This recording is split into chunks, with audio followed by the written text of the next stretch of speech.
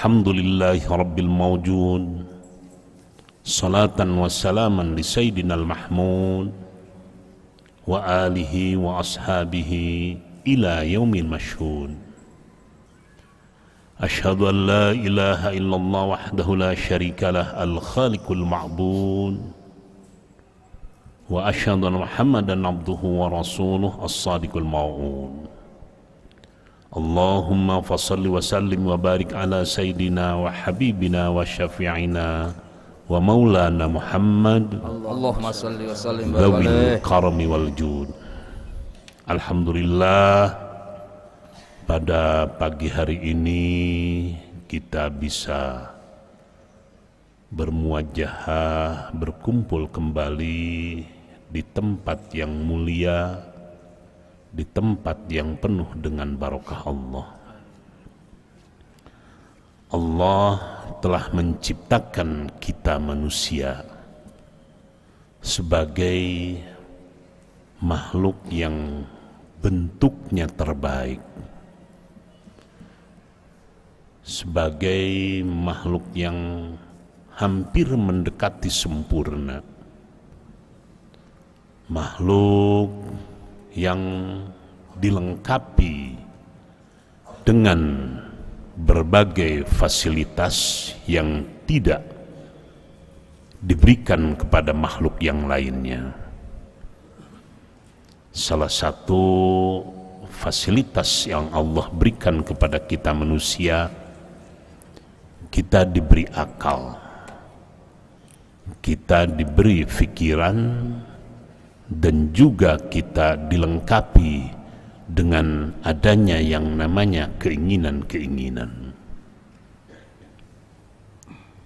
Kesempurnaan manusia Allah lengkapi dengan berbagai kelebihan-kelebihan. Namun di balik kelebihan itu sendiri pasti, saya katakan pasti, setiap manusia pun diberi keterbatasan-keterbatasan, membawa keterbatasan-keterbatasan yang sifatnya sunatullah. Tidak semua manusia bisa meraih dan memperoleh berbagai keinginannya. Itu sudah pasti ya. Jadi untuk kebutuhan untuk hidup Allah sudah berikan kepada semua manusia, sehingga manusia bisa hidup. Namun tatkala dihadapkan kepada keinginan, tentu saja kita semua tidak bisa meraih, memperoleh, mendapatkan, dan menggapai semua keinginan tersebut.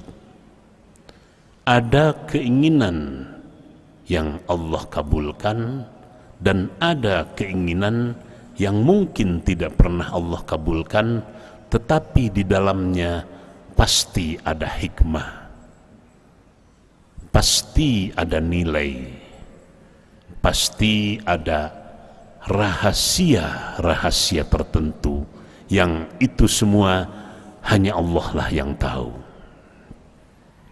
Oleh karena tidak semua keinginan bisa kita raih, bisa kita capai, bisa kita peroleh, Allah telah menggariskan satu ajaran dalam ajaran kita yang namanya berdoa. Allah memerintahkan kita berdoa. Malah dalam beberapa keterangan yang Rasulullah sampaikan, orang yang tidak pernah berdoa adalah orang yang sombong, orang yang angkuh, orang yang arogan, orang yang rasa percaya dirinya berlebihan. Namun tentunya tatkala kita berdoa pun ada syarat-syarat yang perlu kita penuhi. ada waktunya, ada suaranya, ada kondisi batinnya, ada tempatnya, dan lain sebagainya, dan lain sebagainya. Misalnya dalam salah satu hadis yang diriwayatkan oleh Abu Hurairah, beliau berkata, an Abi Hurairah radhiyallahu anhu qala qala an-nabiy sallallahu alaihi wasallam ud'ullaha, berdoalah kalian semua kepada Allah, berdoalah kamu sekalian kepada Allah, wa antum muqinuna bil ijabah. Nah, tatkala kita berdoa wa antum muqinuna bil ijabah, kalian semua perlu menanamkan sebuah keyakinan dalam hati bahwa doa tersebut akan diijabah, bil ijabah. Artinya tatkala kita berdoa perlu dilandasi oleh sebuah garis yang namanya keyakinan. Keyakinan tersebut dalam bentuk keyakinan insya Allah bahwa doa kita akan diijabah. Perlu yakin, perlu ada satu tekad, perlu ada satu garis yang disebut yakin doanya diijabah. Persoalan waktunya dan persoalan bentuknya itu sepenuhnya hak prerogatif Allah. Apakah sekarang, besok, minggu depan, bulan depan, tahun depan, atau beberapa tahun kemudian, itu hak Allah. Atau malah ada doa yang baru Allah kabulkan kelak di yaumil akhir, di kehidupan akhirat. Bentuknya mungkin kita minta uang, tetapi yang Allah kabulkan dalam bentuk kesehatan.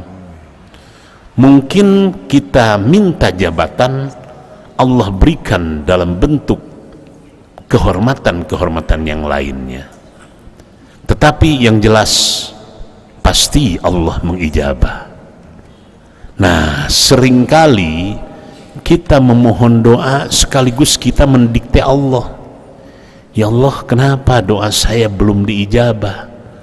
Ya, itu kan sama dengan mendikte Allah, sama dengan mendoa tetapi memaksa kepada Allah. Ya. Nah, kemudian dari hadis tadi Rasulullah masih melanjutkan kalimatnya, wa'lamu annallaha ta'ala, maka ketahuilah, maka perlu kami ketahui bersama, annallaha ta'ala, sesungguhnya Allah ta'ala, la yastajibu, tidak akan pernah mengabulkan, tidak akan pernah memenuhi, tidak akan pernah menjawab doa min qalbin ghafilin ladin, doanya orang-orang yang hatinya penuh dengan kelupaan, yang hatinya lalai, yang hatinya lupa, yang hatinya tidak ingat kepada Allah, ladin, dan juga tidak khusyuk.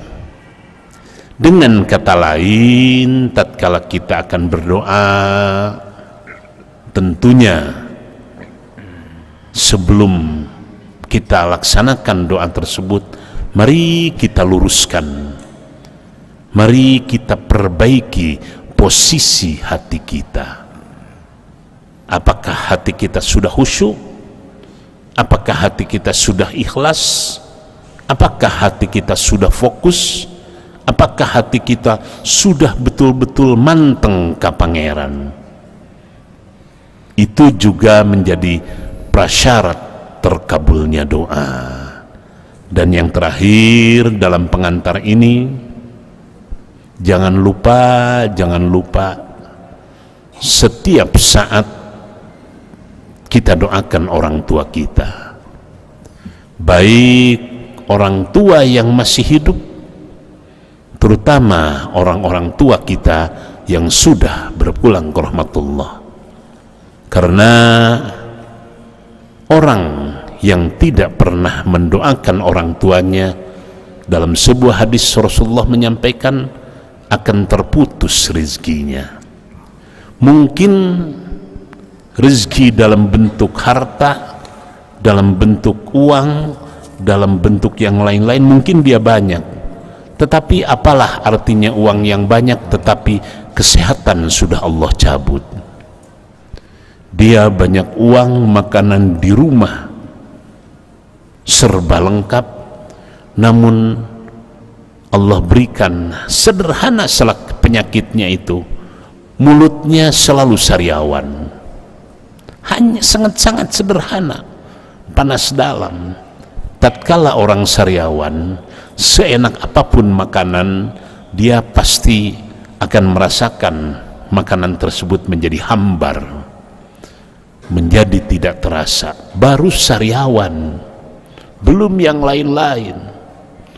Allah berikan harta yang melimpah, tetapi dalam diri, dalam tubuh orang tersebut Allah memberikan berbagai penyakit, jantung, diabetes, darah tinggi, ginjal, kolesterol, asam urat, dan lain sebagainya dan sebagainya, sehingga orang tersebut tidak pernah merasakan nikmatnya harta yang dimilikinya.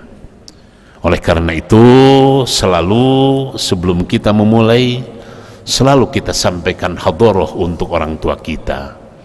Dalam sebuah hadisnya Rasul mengatakan, idza tarakal abdu ad-du'a lil walidaini, ya, apabila seorang hamba telah meninggalkan doa kepada orang tuanya atau lupa mendoakan orang tuanya, sabda Rasulullah, fa innahu yanqadu anhu rizqu, maka sesungguhnya bagi orang tersebut telah terputus rezekinya. Yanqati'u, ya, telah terputus rezekinya, atau dengan kata lain, rezekinya akan sangat sulit, rezekinya akan sangat ini.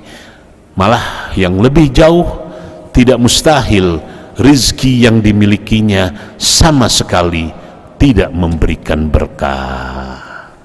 Salah satu hikmah dari istighosah ini, kita memohon kepada Allah sehat lahir dan batin.